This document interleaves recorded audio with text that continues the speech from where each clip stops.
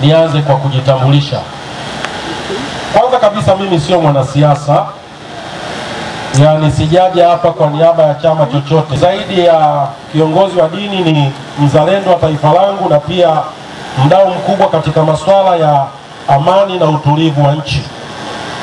Hivyo sijaja kuongea hapa kama mwanasiasa au mwana CCM, bali kama kiongozi wa dini, mzalendo na mdau wa amani na utulivu wa taifa letu.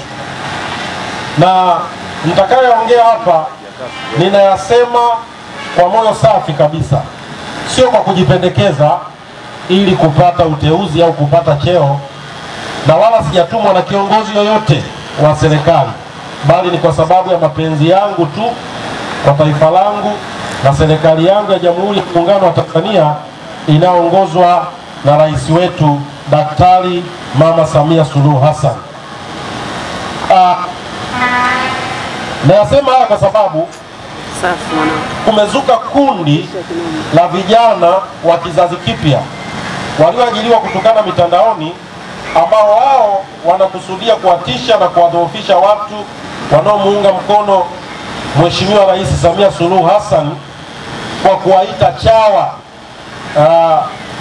Unakuta saa nyingine unaposti kitu ambacho hakihusiani kabisa na mambo ya siasa, labda unahubiri, unakuta vijana wanavamia posti yako pale wanakuita chawa, mara wanasema no reform no election.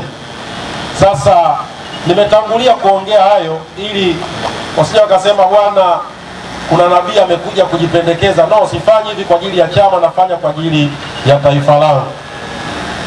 Maana tunafanya haya kwa sababu mama yetu Samia Suluhu Hassan anafanya kazi inayoonekana, lakini hao wanaokomenti vitu visivyofaa wanabwabwaja tu maneno matupu yasiyokuwa na maana wala staa kwenye mtandao.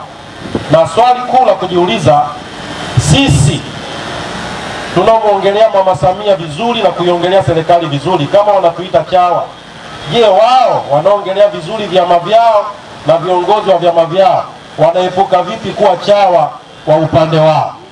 Na kama jibu ni hilo, basi tuache kila mmoja awe chawa katika upande aliochagua, bila chawa mmoja kuuathiri chawa wa upande mwingine. Haleluya. Amen. Sasa nataka kuziongelea kidogo kazi za mama Samia, nikianza na kazi zake katika imani au dini. Rais wetu Dr. Samia Suluhu Hassan ni kiongozi ambaye hadi dakika hii amevunja rekodi katika kuishi kwa vitendo ile falsafa inayosema tunaanza na Mungu na tunamaliza na Mungu. Katika hili mama hajaonyesha ubaguzi wa kidini, zaidi ameonyesha kuheshimu imani ya kila Mtanzania, ambapo nikianza na kuchangia ujenzi wa makanisa mbalimbali ya Kikristo. Kwa mfano, tumeona mama Samia akimchangia Mtume Bulldozer Mwamposa shilingi milioni 50 za ujenzi wa kanisa, lakini pia tumeona amemchangia Kwani Musa shilingi milioni 100 za ujenzi wa kanisa. Na kuishia hapo, mama Samia akamchangia Askofu Emmanuel Mgaya maarufu kama Masanja Mkandamizaji shilingi milioni 20 za ujenzi wa kanisa. Na kama hayo hayatoshi, pamoja na kuwa yeye ni Muislamu na pia ni mwanachama na kiongozi wa Chama cha Mapinduzi, lakini katika masuala ya imani tumeona mama hajatanguliza itikadi zake za kisiasa wala za kidini, bali mwaka 2023 alimtanguliza Mungu kwa kuchangia ujenzi wa kanisa alilokuwa anasali aliyekuwa kiongozi mkuu wa chama cha upinzani Mheshimiwa Freeman Aikaeli Mbowe. Naongelea haya kwa sababu sisi viongozi wa dini tukiangalia kimya matendo mema ya kiimani ambayo mama anayafanya kwa makanisa na misikiti, hawezi kutokea mtu mwingine akaja kuyasema kwa usahihi. Hawezi akatokea mwanasiasa hapa akasema mama alichangia kanisa, ataonekana kama anadhalilisha imani za watu. Lakini tukiongea sisi viongozi wa dini inakuwa ina maana, kwa sababu sisi ndio wanufaika. Na Nadhani huu ndio muda ambao viongozi wote wa dini ambao mama aliyagusa makanisa yao, huu ni muda sahihi sasa wa kujitokeza na kupingana na waovu wote wanaotaka kumchafua mama yetu katika dhana mbovu ya ubaguzi wa kidini. Kuna watu wachasema mama anafungia makanisa, mama anakosoa viongozi wa dini. Hao watu ni wanafiki. Hakuna kanisa linaweza kufungiwa pasipokuwa na kosa. Hakuna kanisa linaweza kuzuiwa kuendeleza shughuli zake pasipokuwa na kosa. Kuna watu wanataka kuichokoza serikali, alafu akitokea serikali iliakti ifunge makanisa yao, wanataka kumuingiza mama kwenye dosari za kidini. Ndio maana tumekuja kusimama hadharani nikiwa kama rais wa mitume na manabii Tanzania kuongelea imani, kwamba mama pamoja na dini yake ni tofauti na yetu, lakini mama hajawahi kuonyesha ubaguzi wowote wa kidini, na yoyote ambaye anakutana na changamoto katika dhehebu lake, tatizo linakuwa ni yeye, aidha hajafuata sheria au anaongea vitu vinavyoashiria kuharibu usalama, amani na utulivu wa nchi. Sasa nafikiria wale ambao ni wanufaika wakubwa ambao mama amewahi kugusa makanisa yao. Kwa mfano mtu kama mimi sio mnufaika, sijawahi kupata chochote kutoka kwa Mama Samia. Sijawahi kulipwa chochote, lakini nasimama naye kwa uzalendo wangu na kuappreciate kazi anazofanya.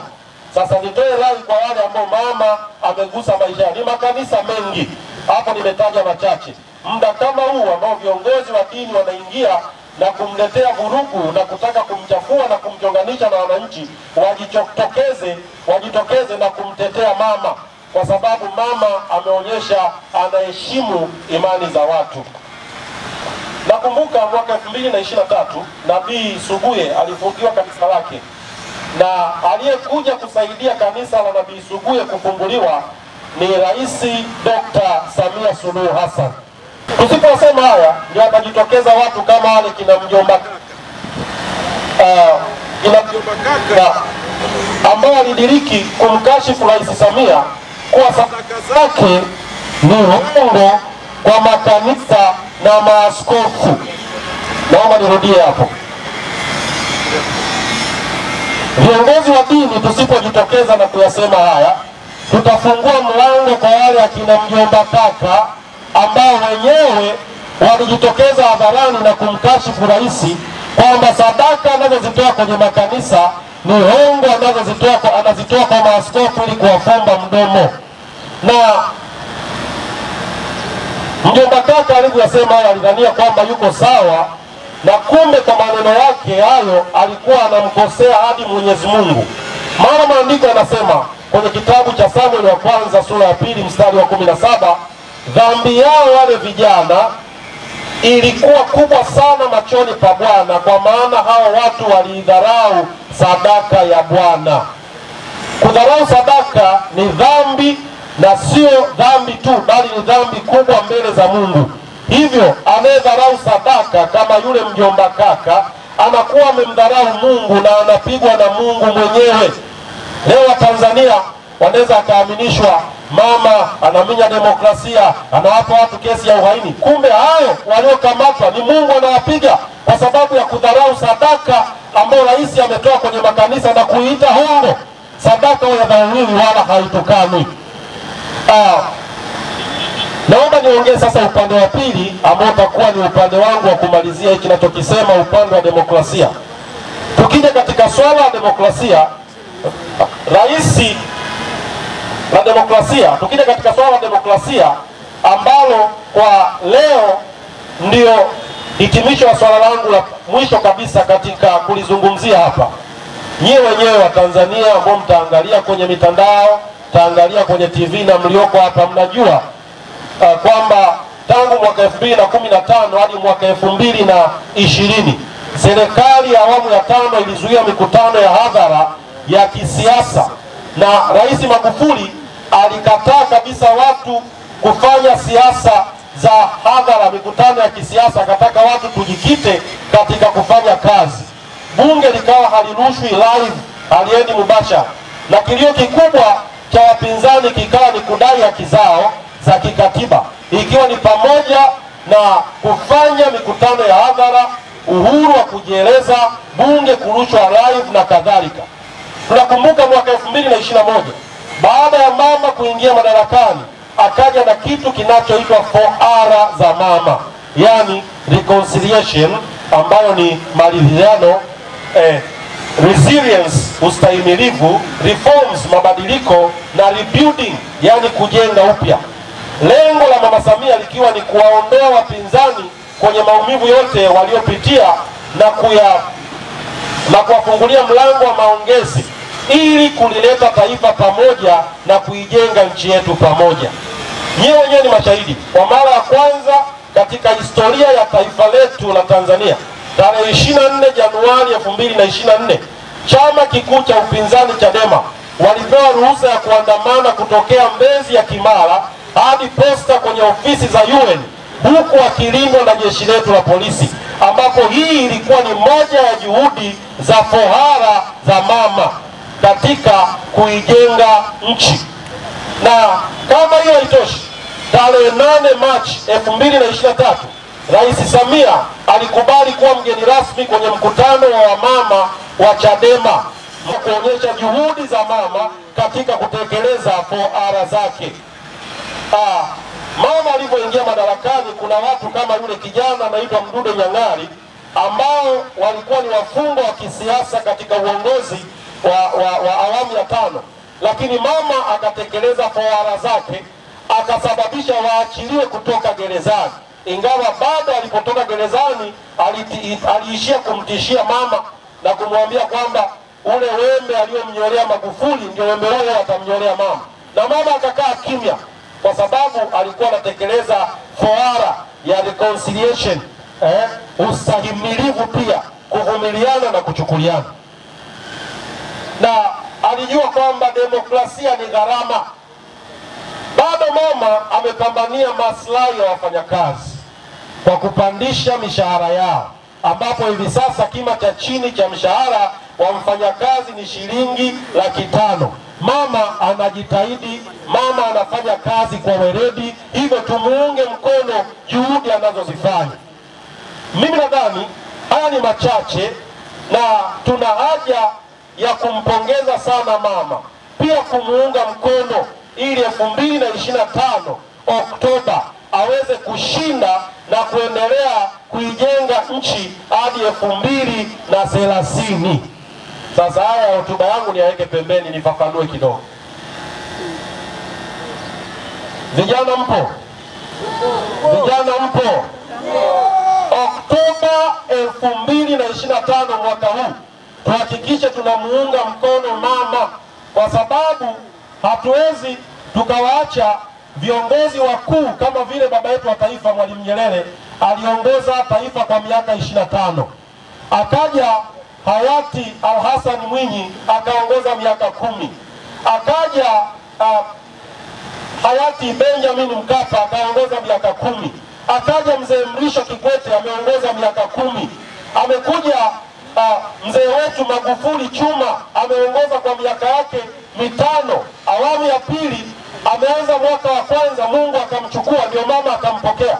Sasa leo tukisema tunamkatili mama, hatumpigii kura akae kwa miaka hii 5, tutaonyesha ubaguzi wa kijinsia, tutaonyesha tunamdharau kwa kuwa yeye ni mwanamke. Niulize swali kwenu nyinyi vijana, ni nani hapa ambaye hajazaliwa na mama? Hakuna. Ni nani ambaye hajawahi kupata malezi ya mama? Baba muda mwingi yuko kazini, mama ndio analea watoto. Kwa hiyo inaonyesha mama na uwezo mkubwa sana wa kujenga familia nzuri na jema. Kama taifa la Tanzania tumuunge mkono mama yetu Samia Suluhu Hassan. Natamani kuona makofi na vigelegele kwa watu. Mimi mama ambaye alifanya kazi na Mheshimiwa Magufuli kwa miaka 6, akiwa sababu ya maendeleo yote aliyofanya Magufuli, kutujengea Strigas Gorge, kutujengea barabara, kutuletea treni ya mwendo kasi. Leo unatoka Dar mpaka Dodoma kwa masaa 3, mwendo ambao tulikuwa tunatumia masaa 10. Kwa nini tusifikirie na mama naye kumuongezea muda? Hayo ni maoni yangu, sio maoni ya chama, ni maoni kama ya Nabii Bashando, kwa sababu napiga hesabu moja. Mama alimpokea hayati Magufuli kikatiba, hakuchaguliwa kwa kupiga kura.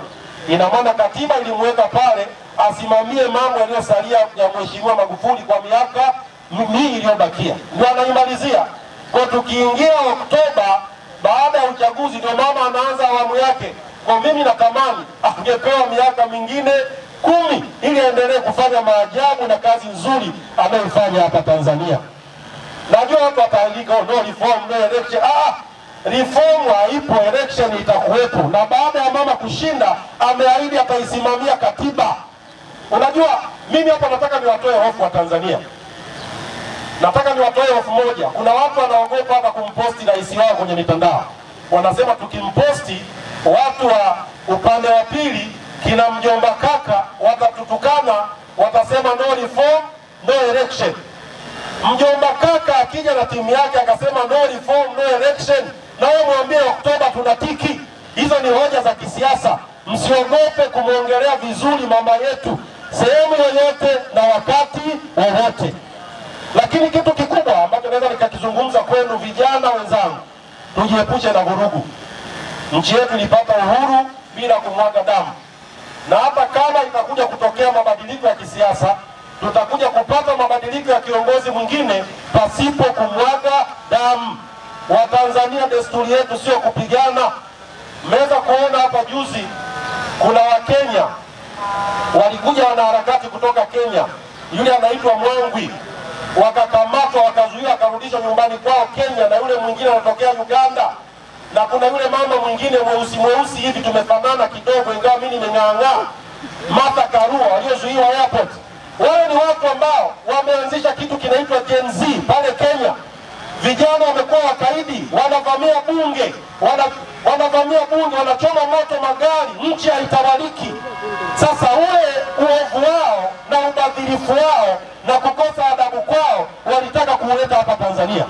Mimi niwaombe vijana wenzangu wa Kitanzania, tusiingie kwenye mkumbo wa kutaka kufanya vurugu na kushindana na serikali.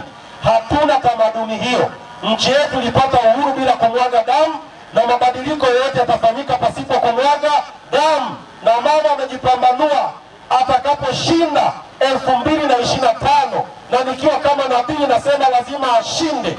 Akisha shinda mama yetu akaingia, atafikiria swala la katiba mpya. Kwa tusiseme tunalazimisha katiba kwa watu kuvunjwa miguu, kwa watu kuvunjwa mikono. Na ukiona kiongozi yoyote anakushawishi kwenda kupigana, kwenda kufanya vurugu, jua kabisa huyo kiongozi sio Mtanzania. Mkuu wa majeshi amewahi kusema kuna watu wengine sio wa Tanzania lakini wamepata nafasi za juu. Kwa kuna watu wamezamia kutoka mataifa yanayomwaga damu, wanataka kutuharibia amani yetu. Wewe kama kijana waepuke watu hao. Shika amani na umoja wa taifa letu. Vijana mpo? Vijana mpo? Tukiongelea upande wa demokrasia, mama yetu Samia Suluhu Hassan amewasababisha wapinzani kama Godbless Lema waliokuwa wamekimbia nchi, kina Heche walikuwa wamekimbia nchi, Tundu Lissu walikuwa Ubelgiji. Mama amewaambia njoeni Tanzania tujenge taifa letu kwa pamoja. Sasa hao ambao nawaambia leo kwamba hakutakuwa na uchaguzi, tutafanya uasi, tutazuia uchaguzi, watoto wao wako Ubelgiji, wengine watoto wao wako Canada, na wana passport ambayo saa yote likitokea lolote wenyewe na uwezo wa kukimbia. Mwenye kuvunjika miguu, mwenye kupoteza uhai wako utakuwa ni wewe. Kwa tusikubali kudanganywa na hao watu ambao wameshiba na shibe yao inawatuma kuichoka amani ya Tanzania. Natamani ningekuwa mwanasiasa niseme CCM hoye, ila mimi sasa ni nabii na ni mzalendo wa nchi yangu. Jambo lingine ambalo nakwenda kuhitimisha ni pongezi kwako wewe ambao umethubutu kujitokeza hapa kwenye hii sherehe ya shangwe la mama. Huo ni ujasiri wa hali ya juu. Kwanza jipigie makofi. Pamoja na pongezi hizo, ni waombe sasa viongozi wa serikali ambao wanafuatilia video hii, viongozi wa serikali wawe mstari wa mbele kuwaunga mkono watu wazalendo wanaofanya vitu vya aina hii kwa gharama zao. Leo unaweza kuona mtumishi wa Mungu Onesmo ameandaa kitu kama hichi kwa gharama zake, lakini unashangaa pongezi inaenda kwa Mwijaku. Yaani hawa ambao wanafanya kwa gharama zao. Serikali ibadilishe mtazamo, iwaangalie watu wenye mawazo ya kizalendo, watu wanaopambania amani ya nchi, watu wanaopambania usalama wa nchi, watu wanaokitetea hata Chama cha Mapinduzi, watu wanaomtetea rais. Serikali isisubiri kusukumwa, ijitoe kimasomaso kusapoti vitu kama hivi, kwa sababu hii event ya shangwe ya mama inatakiwa ifanyike hapa Ubungo kwa ukubwa, ifanyike Mbagala, ifanyike maeneo yote ya Dar es Salaam, hata mikoani, ili kuwajengea watu ile hali ya uzalendo ndani ya mioyo yao. Nakumbuka mwaka 2013 tarehe 16 mwezi wa 12 tulizindua kampeni ya kizalendo pale Anatoglo, na mgeni rasmi alikuwa ni kamanda wa polisi Jumanne Mulilo, Sakap Mulilo, na alikuwa mgeni rasmi, na tuliomba serikali tuzunguke Tanzania nzima kutengeneza kampeni ya uzalendo ili kuwafanya vijana wawe wazalendo wa taifa lao, kwa sababu kizazi hichi kilichopo uzalendo unapungua. Kwa mfano, mtu kama Onesmo ameandaa event kama hii, watu wanaanza kufikiria bana, unajua hapo atakuwa amepewa fungu. Yaani watu hawawezi kuitetea nchi yao hadi wapewe fungu. Lazima tuwafundishe vijana kuipenda nchi yao na kuitetea nchi yao bila kutanguliza maslahi ya matumbo yao. Leo tumekuwa na vijana ambao wanatanguliza maslahi ya matumbo yao. Ndio maana mtu akipewa shilingi 200 akapewa bando la GB 1 anashinda mtandaoni tu. Hata ukisema Yesu anaokoa, yeye anakuambia no reform. Sasa unajiuliza, Yesu na no reform ni wapi na wapi? Tunatengeneza taifa la wenda wazimu. Kwa niombe serikali, vijana ambao wana moyo wa kutengeneza uzalendo kwenye taifa hili waangaliwe kwa jicho pevu, waangaliwe kwa njia ya kipekee na wasapotiwe. Nazungumza na mawaziri, nazungumza na viongozi wa ofisi ya rais, nazungumza na wakuu wa mikoa, nazungumza na wakuu wa wilaya. Watu wenye maono chanya kwa taifa hili wapewe kipaumbele. Juzi nimeandaa maombi ya kumwombea Mama Samia. Baada ya hapo nikakata klipu na tupa mtandaoni. Nimetukanwa mpaka saa hizi nimehesabu comment zimefika 6418. Watu wanakutukana. Na hapo ni maombi. Haujasema CCM wewe wala haujasema peoples. Umesema tu namuombea. Sasa hadi unajiuliza, hivi rais wetu hana haki ya kuombewa wakati maandiko yanasema tuwaombee wanaotuongoza? Lakini hii inaonyesha ni jinsi gani mmomonyoko wa maadili umekuwa mkubwa na ni jinsi gani vijana wa kizazi kipya wanatakiwa kufundishwa uzalendo. Niwaombee pia na nyinyi wote ambao mmerekodi nyimbo za kumpongeza mama, mmeunda makundi ya kumpongeza mama. Serikali waangalie kwa jicho la kuwasapoti, sababu inavunja moyo. Mtu amerekodi nyimbo yake, alafu inafika wakati wa kampeni, wanaopewa fursa ni wale maarufu tu. Hapo napo mimi naona kama kuna namna fulani hao watendaji wa serikali wanakosea. Wapite kwenye event kama hizi. Kama hapa leo hakutakiwa awepo Bachando peke yake, alitakiwa awepo mkuu wa wilaya wa Ubungo, aangalie kinachoendelea, aweze kusapoti hivi vipaji ambavyo vimejitoa kwa ajili ya kumsapoti mama. Viva Mama Samia! Sema viva, viva Mama Samia! Viva Mama Samia! Nikisema Oktoba sema tunatiki. Oktoba! Oktoba! Tunatiki. Oktoba! Tunatiki. Hii ndio shangwe kwa mama.